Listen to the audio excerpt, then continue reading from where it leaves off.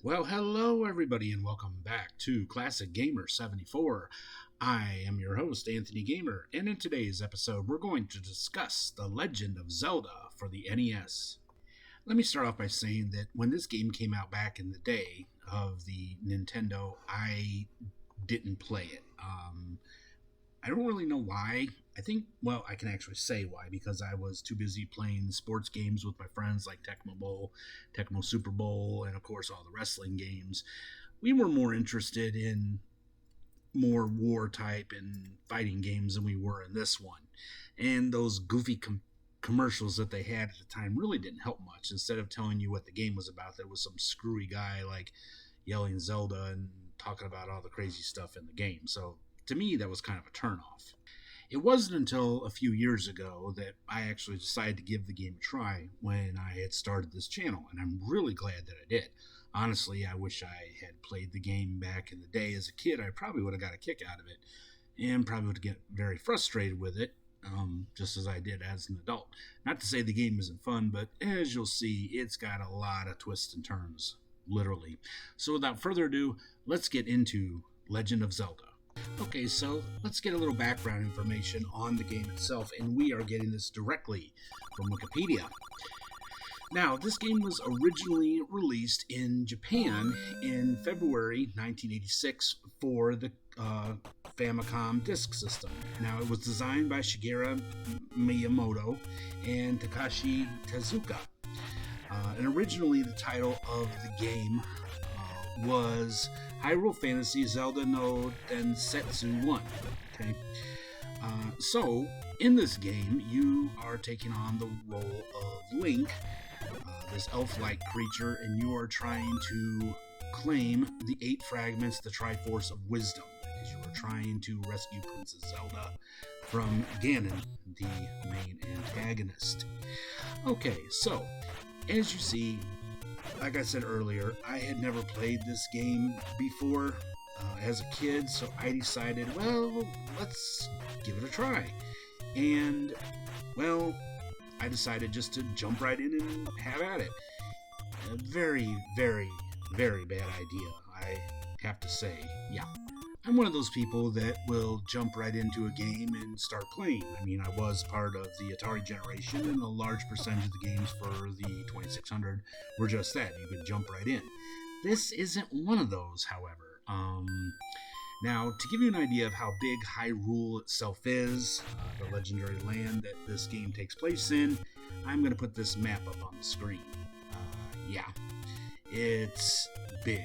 So, as you can see from watching me play right here, I don't know what the heck I'm doing. I'm just going around shooting stuff, collecting stuff with no idea where I'm going or what I'm doing. So I decided, okay, I'm going to have to figure this game out. So I had to stop and do some research, do some reading, read some maps, talk to some people, and I think I pretty much got it figured out for the most part. Alright, so let's go ahead and start from the beginning and check out the intro screen. Okay, so it's loading. Legend of Zelda. Many years ago, Prince Darkness, Ganon, stole one of the Triforce with power. Princess Zelda had one of the Triforce with wisdom. She divided it into 8 units to hide it from Ganon before she was captured. Go find the 5 units Link to save her. Okay, so you got all kinds of cool treasure here that you're going to find and need through the course of the game. You're looking here, there is quite a bit of stuff to be found. Oh yeah. I remember when I watched this again, I thought, wow, I did not find even half of those things. Probably didn't even find 10% of them, because like I said, I didn't know what I was doing. I just jumped right in and had at it. Well, yeah, I know better now, so... And to be honest with you, I'm really looking forward to trying the other Zelda games too. I have some people that really truly love it. And it says here, please look up the manual for details. Oh yeah, you will need the manual. One interesting thing I wanted to add is that when you are playing this game, for sure you do need the manual. Now, if you happen to be playing this game in emulation or let's say you found just the cart at a used game store, hunt down the manual. Find a PDF file, go to eBay, pick it up, because you are definitely going to need it. Alright, so let's go ahead and jump into the game. Okay, so in this game, basically, the thing to remember is do not wander around aimlessly. Have a purpose for everything that you do. Use as much of the game as you can, explore as much as you can, consult the map as you play, because there is a lot of hidden stuff in this game, and I mean a lot of hidden stuff that you're going to need to find. Another thing to keep in mind is that sometimes it'll be pretty obvious what you're looking for when you're looking for things to blow up and goodies such as that. But other times they're not very well marked. In other words, you really need to consult a manual or a map or things like that to find the stuff. And one of the biggest things you'll find are those jewels, and you will need those jewels to purchase things. So collect as much of those as you can as you go through the game. And yes, I'm going to admit I did use the Game Genie. I'm old, and I don't have the coordination I used to have. The only code that I did use was the code about taking no damage. But other than that, that's about the only code that I used, just to let you know. So again, you are proceeding through the game. Now, I hate those stupid things in the water because there is no way to destroy them. I have tried. There's just no way of stopping them. Now, sometimes with some enemies, it's best just to kind of breeze through the particular screen.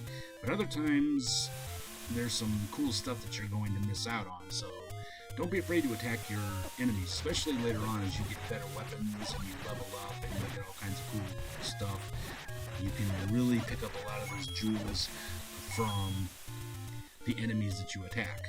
And yeah, they are quite annoying. There's so many of them. But luckily, if they attack you head on, you can actually use your shield automatically, which is a pretty cool thing. Like I said, I really hate that thing in the water. That's so annoying as heck.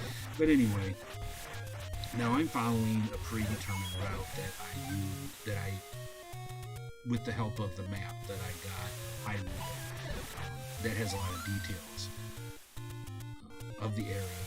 So, like I said, this first place here that I'm going to is pretty easy to find. Yeah, that one, it's just sticking right out at you there. And you'll find a lot of stores, too, where some guys will sell you upgrades to your weapons and all kinds of other cool stuff.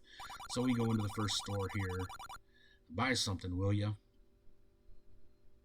And yeah, you're going to need those bombs, trust me. Those bombs really help you find some cool hidden places to get a lot of jewels and stuff like that. So I'm going to go ahead and show you the first hidden area. And again, I would have never even known this was there if I hadn't used that map, because it's not really well marked. I mean, it's not like, hey, come and look in here. It's a lot of stuff in this game that's just pure memorization. See, like I said, you do that a lot in this game.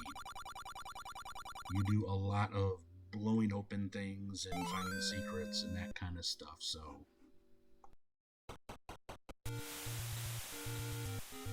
here's another fun secret. You run into these statues in the game. If you touch them and defeat them, there usually is a hidden staircase underneath it. And when you go to that place, well, guess what you get? You get some jewels. And the jewels can range anywhere from about 10, sometimes up to 100. So be on the lookout for those. Every time you see one of those statues, just, destroy them, touch them and bring them to life, and then battle them and find the staircase underneath.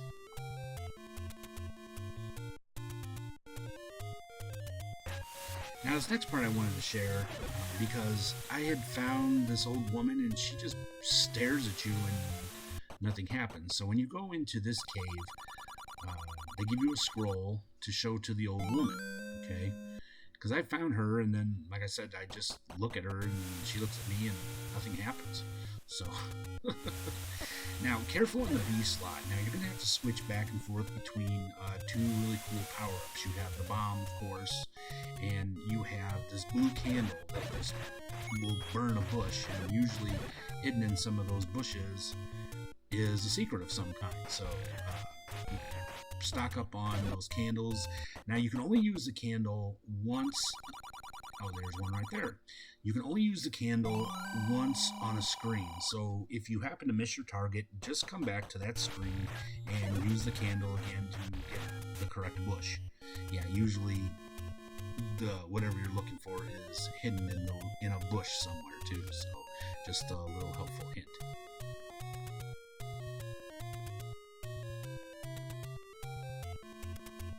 Okay, here's another cool thing I noticed. Now, I don't know what I did to be able to earn this. Maybe it was the number of life points I got, but I'd entered this cave before, and this guy says, "Oh, I'm going to give you, if you can master this." Well, I'll tell you, I'm heading in there right now. And he says, "Master using it, and you can have this."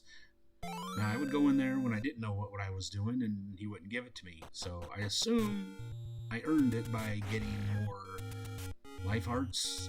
I'm not really sure. It just happened.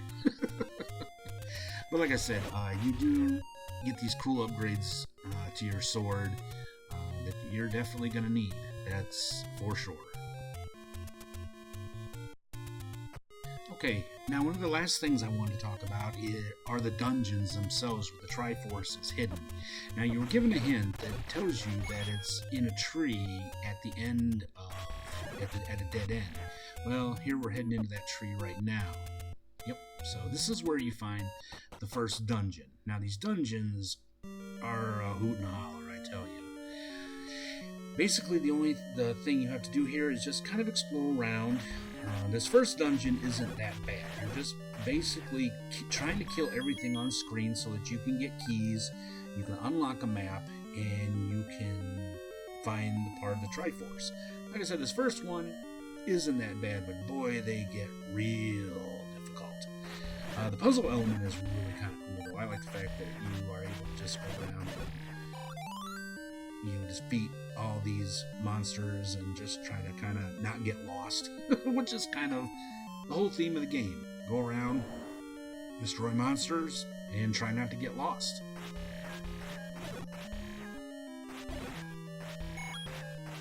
Okay, so we're about to wrap up the first dungeon. We battled our way through, we found the map to kind of let us know where we're going, and we're about to face the dragon. Yep, almost there.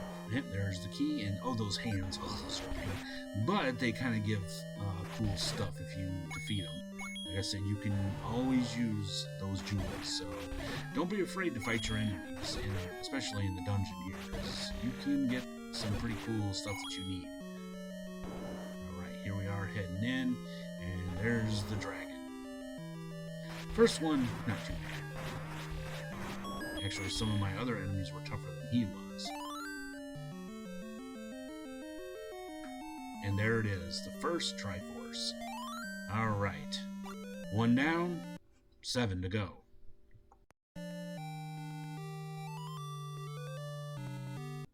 Well, I have to honestly say that I enjoyed playing Legend of Zelda, especially now that I knew what the heck I was doing and where I was going and what I was looking for and all that.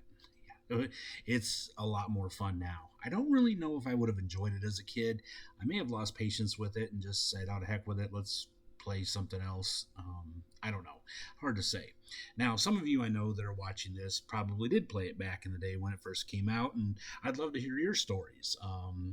Were you able to get through it pretty easily? Did you need help from the manual? Or did you consult some of the kids on the playground, or what? Or are you like me and you discovered this game late in life? I'd really love to hear your story, so please feel free to share in the comments section below.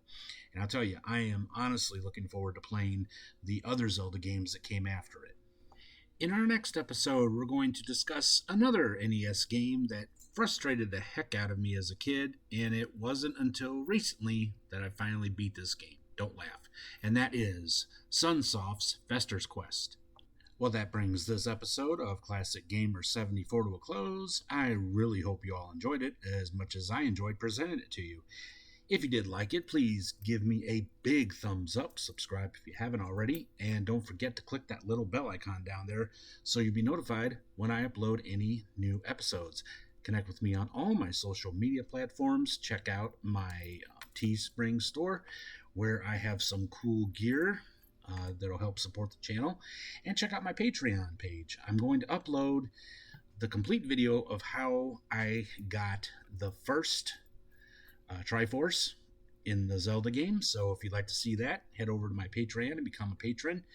I'm going to start putting the names of my patrons up here on the channel just as a way to say thank you for helping support this channel. For as little as $1 a month, you can help this channel to grow. I would really appreciate that. So please help me out on Patreon. Well, until next time, this has been Anthony Gamer. Have yourselves a great week. And until next time, be strong, be safe, be happy, be healthy.